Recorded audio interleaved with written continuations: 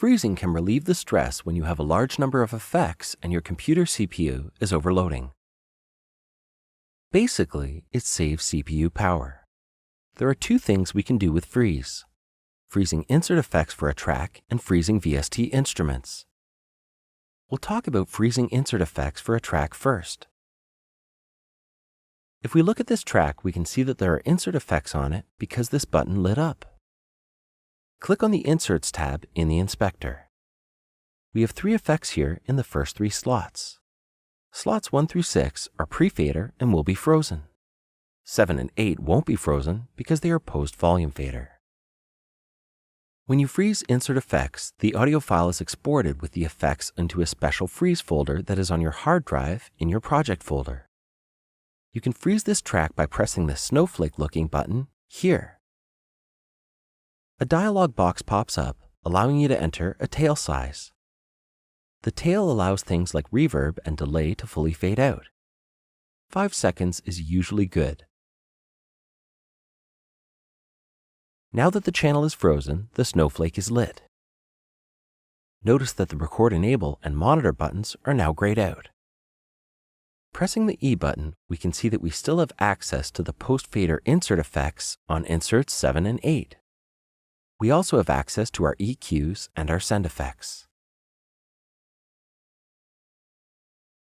To unfreeze the audio channel, simply press the Freeze Audio Channel button again, and this dialog pops up. You can choose to unfreeze the audio channel or unfreeze and keep the frozen files. Normally, you'll just press Unfreeze.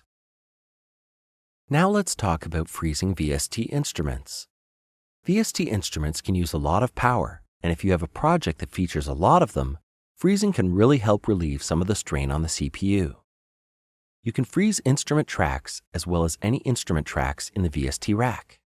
This will take any MIDI data that is associated with the instrument and render it into an audio file. To freeze an instrument track, just click on the snowflake on the track. We'll talk about the settings in this dialog in a second. To freeze an instrument in the VST rack, press F11 to access the rack. Now press the snowflake button that is beside the instrument that you want to freeze. This dialog pops up, asking us if we want to freeze the instrument only or freeze the instrument and the channels, meaning the insert effect with it. You can also set a tail size, giving any reverb or delay on the track a chance to fade out.